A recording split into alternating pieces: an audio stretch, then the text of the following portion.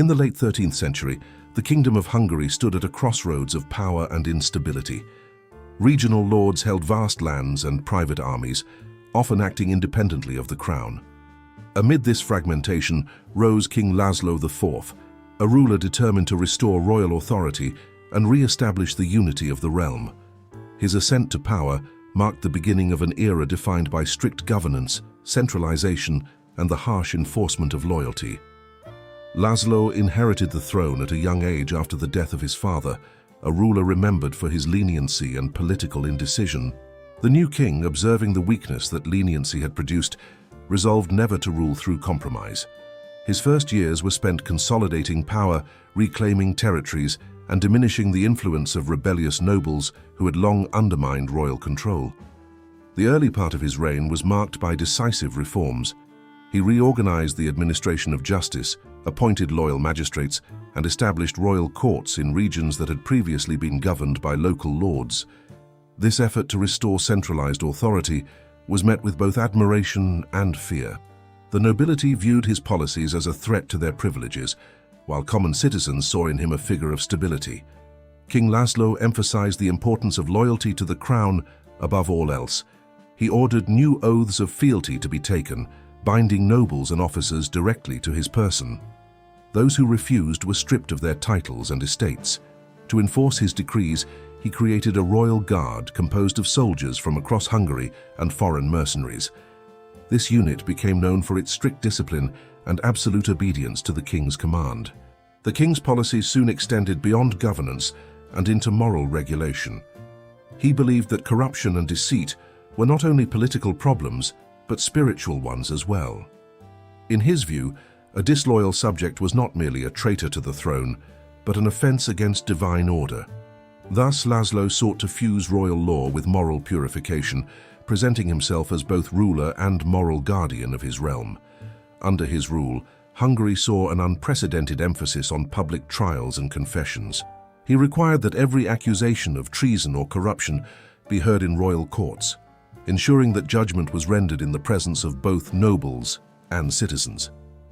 These trials served a dual purpose. They demonstrated the strength of royal justice and reinforced the moral narrative of loyalty as sacred duty. Economic policies under László aimed to strengthen the monarchy's independence from noble wealth. He imposed taxes directly managed by the crown and supervised trade routes across the Carpathian Basin. By controlling commerce and taxation, he reduced the influence of wealthy merchants who had long aligned themselves with local lords. His efforts resulted in a stable treasury, allowing him to fund his reforms without foreign loans. Religion played a central role in legitimizing his reign. The king cultivated a close alliance with the church, supporting monasteries and funding cathedral constructions across the kingdom. In exchange, the clergy endorsed his rule as divinely sanctioned. Sermons began to describe him as the shepherd of truth, guiding Hungary away from the moral decay of past generations. However, his alliance with the church came with expectations. Clerical leaders encouraged him to impose moral discipline on the population, particularly on those accused of heresy or deceit. Over time, László's administration developed increasingly strict forms of punishment for moral and political offenses. While most punishments remained conventional, imprisonment, fines, or exile, records from his later years suggest a growing interest in symbolic justice meant to represent purification. Foreign relations during his reign were largely shaped by his desire to maintain internal stability. He avoided major wars, choosing instead to fortify borders and secure trade agreements with neighboring powers. The stability of his rule allowed Hungary to prosper agriculturally and commercially. Reports from foreign envoys described the Hungarian capital as a place of order and wealth, where royal edicts were obeyed without question. Within the royal court, however, tensions began to form. Some advisors questioned the extent of the king's control and his harsh treatment of dissent. The royal guard's authority often extended beyond legal bounds, and arrests on suspicion of disloyalty became more frequent. Those accused rarely escaped punishment, and the line between justice and fear began to blur. By the midpoint of his reign, László's authority was unmatched. He was known as a ruler of strong will and methodical governance, admired for his organization and feared for his uncompromising nature. His presence in court was described as solemn and deliberate, with every decree carefully calculated to reinforce his absolute command. Public ceremonies reflected the growing power of the monarchy. The king presided over trials, decrees, and religious events, often appearing in full regalia to symbolize divine justice. Subjects who witnessed his processions described him as a figure of dignity, yet one whose gaze inspired unease. His reign had created stability, but it was stability maintained through discipline rather than affection. As his rule matured, László's reputation extended beyond Hungary's borders. Foreign monarchs regarded him as an example of effective central rule in an age when feudal divisions weakened most European kingdoms. Yet among his own nobles, resentment quietly spread. His control over land and law left them powerless, and whispers of discontent began to circulate in the castles and estates he had subdued. By the end of the decade, the king had achieved what few before him had managed: a unified and obedient kingdom. He was surrounded by loyal guards, counseled by clerics, and feared by subjects who saw in him both protector and judge. Yet beneath this surface of order lay the roots of his most defining policy: the creation of a new form of royal justice that sought to cleanse treachery through physical purification. The notion that moral corruption required not only punishment, but cleansing began to shape the king's judicial philosophy. He often remarked in court that a soul burdened by deceit must be purged, not merely condemned. His words foreshadowed what would later become one of the most severe judicial practices in medieval Europe. At this stage, the king's ideas remained theoretical, discussed only among his closest advisors and royal clerics. But as dissent continued to arise and treachery reappeared in hidden corners of his realm, these theories would soon find a physical form, one that combined the heat of judgment with the symbolism of purification. By the close of his first decade in power, King László stood at the height of his authority. His rule brought unity, stability, and economic strength to Hungary. Yet his growing preoccupation with purity and moral justice hinted at a transformation within his rule. The next chapter of his reign would not be defined by reform or diplomacy, but by the invention of a punishment intended to boil deceit from the soul of the unfaithful. As King László's reign entered its second decade, his obsession with moral purification took firm root within the judicial structure of Hungary.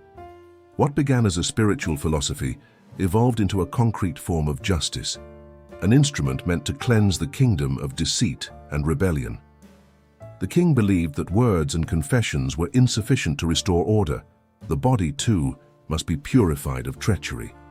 Royal chronicles from this period describe a gradual transformation in the tone of justice.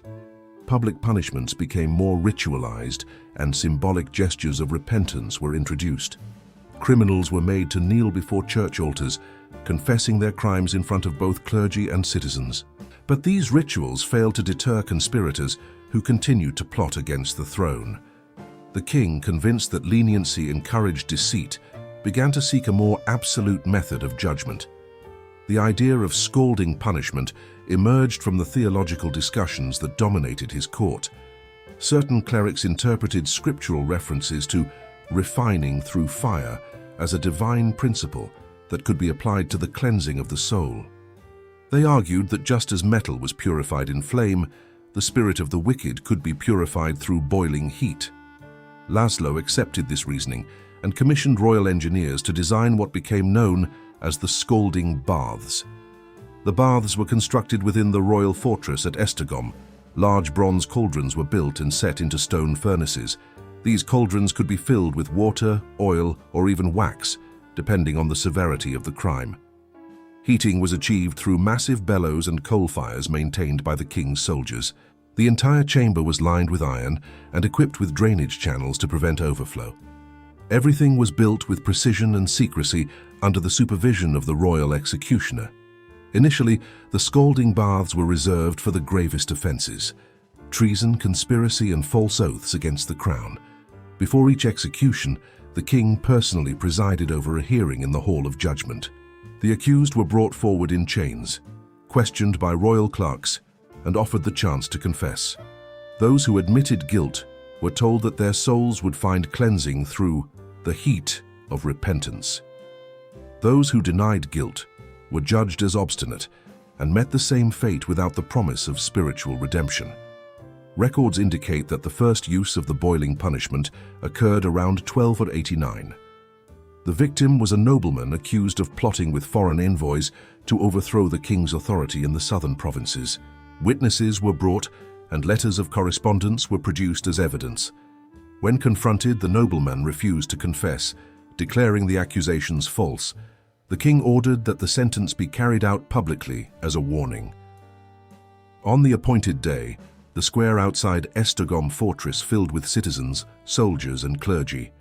The condemned man was lowered into the bronze vessel as priests chanted prayers for purification. As the liquid began to bubble, proclamations were read declaring the judgment of the crown and the moral lesson it represented. The event was described not as execution, but as the cleansing of the deceitful. It established a precedent that would define the darker years of László's reign. Following the first execution, reports suggest that crime and rebellion sharply declined. The spectacle of boiling punishment created fear throughout the realm. Nobles renewed their oaths of loyalty, and merchants who had previously manipulated trade routes submitted to royal taxation without resistance. To many within the court, the policy seemed effective. To the king, it confirmed that divine purification could maintain worldly order. Over time, the Scalding Baths became a permanent institution within the royal justice system. A dedicated chamber known as the Hall of Heat was established in Buda, where royal guards oversaw the preparation of each execution. The process was meticulous and formal. Temperature, liquid type, and duration were all recorded by scribes. The king insisted that the punishment must not appear as cruelty, but as purification, and thus every act was accompanied by prayer and documentation. Quick reminder, if you are enjoying, do like the video and subscribe the channel for upcoming historical content. Despite its intended symbolism, foreign observers condemned the practice. Papal envoys visiting Hungary expressed concern that such punishments resembled pagan rituals rather than Christian penance. They urged the king to abandon the method, arguing that spiritual redemption could not be achieved through physical destruction. László, however, maintained that divine justice required visible proof. In his view, punishment without pain lacked moral weight. The clergy within Hungary remained divided. Some supported the king's interpretation, citing the need to preserve divine order through fear and purification. Others warned that the kingdom was drifting into sacrilege. These internal debates became increasingly heated, but dissent was quickly silenced. The king declared that questioning royal justice was equivalent to questioning divine will. As the years progressed, the use of boiling punishment extended beyond high treason. Cases of fraud, bribery, and perjury were sometimes judged under the same principle of moral cleansing. The scalding baths were adjusted accordingly.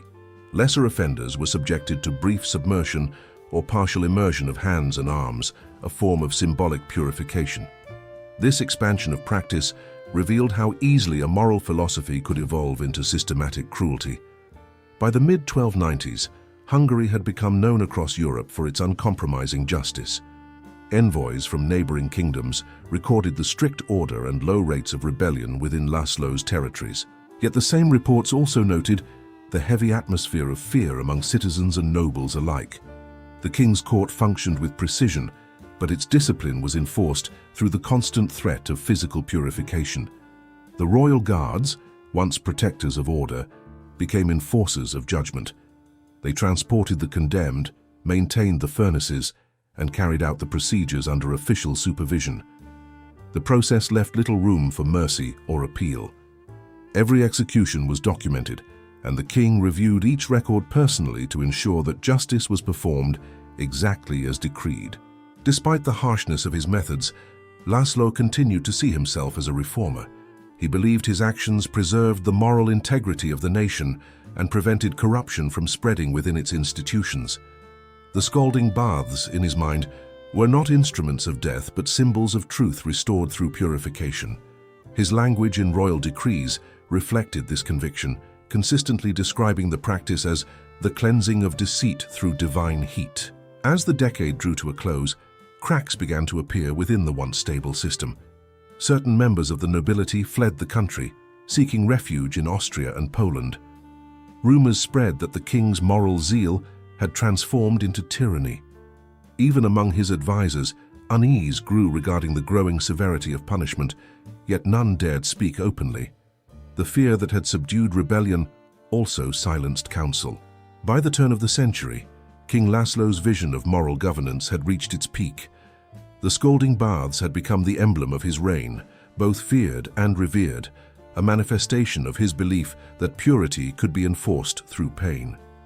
But the same furnace that had burned away deceit began to ignite discontent among those forced to serve it. The machinery of justice he had built would soon turn inward, consuming not only his enemies, but those closest to him. By the early years of the 14th century, King László's rule had become synonymous with fear. The once stable kingdom he had unified was now held together by silence and obedience rather than faith. The Scalding Baths, once a symbol of divine purification, had turned into a tool of suppression. Nobles, priests, and merchants lived under constant suspicion. The king's council no longer offered advice, but echoed his decrees without question. Whispers began to spread that the baths no longer purified, but condemned the innocent. Reports of false accusations multiplied as rivals exploited the system to eliminate opponents. Once a method of judgment, the boiling punishment became an instrument of personal vengeance. Even minor disputes could lead to death in the Hall of Heat. The moral order that László had sought to create was dissolving under the weight of its own cruelty. Foreign envoys withdrew their alliances, disturbed by the growing severity of Hungarian justice. Trade routes suffered, and foreign merchants avoided the kingdom. Clergy members, once loyal supporters, began to distance themselves from the crown. The Church in Rome eventually issued a formal condemnation, declaring that no ruler had the right to destroy life in the name of purification. László dismissed the decree, claiming his rule was guided by divine insight, not papal politics. Within the royal court, dissent finally took form. A group of nobles, led by former allies of the king, conspired to remove him from power. They argued that the kingdom's unity could no longer be preserved under a ruler who mistook punishment for piety. Secret meetings were held in monasteries and border estates. Even some of the royal guard, disillusioned by years of brutal service, joined the conspirators. The revolt began quietly. The furnaces of Esztergom were extinguished one night under the guise of maintenance. The following morning, when the king demanded their relighting, the chief executioner refused. Guards loyal to the conspirators surrounded the fortress. László, realizing the scale of betrayal, retreated to his private chapel. For the first time in his reign, his authority was met with open defiance. He was captured without resistance and confined within the very fortress that had housed his baths of judgment. The nobles declared that the era of boiling justice had ended. In a final act of symbolic reversal, the council ordered that the last furnace be dismantled and its cauldron buried beneath the palace courtyard. The tools of purification were erased from the kingdom's law. King László's final days were spent in isolation. He was neither executed nor freed, but left to live under guarded watch. Chroniclers note that he spent his last months in silence, surrounded by manuscripts and religious texts. When he died, no grand funeral was held. His tomb bore no royal inscription, only a single phrase: "Purity belongs to mercy, not flame." With his death, Hungary turned away from the doctrine of cleansing through pain. The Scalding Baths were never used again, and their existence became a cautionary memory, a reminder of how moral certainty, when bound to absolute power, can turn justice into torment.